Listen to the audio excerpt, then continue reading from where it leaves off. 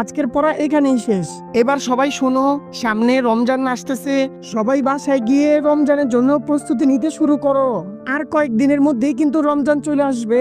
রমজান আসলে কিন্তু বাহিরে অযথা ঘোরাফেরা করতে পারবে না, আর খাবার দাবারও খেতে পারবে না, বাইরে অযথা ঘোরাফেরা করতে পারবে না, বাসায় অবস্থান করতে হবে আর আল্লাহ বিল্লাহ করে সময় কাটাতে হবে। তাই সবাইকে সাবধান করে দিচ্ছি, তোমরা রমজানের জন্য বাসায় গিয়ে ঠিকমতো প্রস্তুতি নিয়ে রাখো, বুঝলে? এবার যাও তাহলে। কি রে রাফান, আজকে স্যার ক্লাসে যা বললো খেয়াল করেছিস?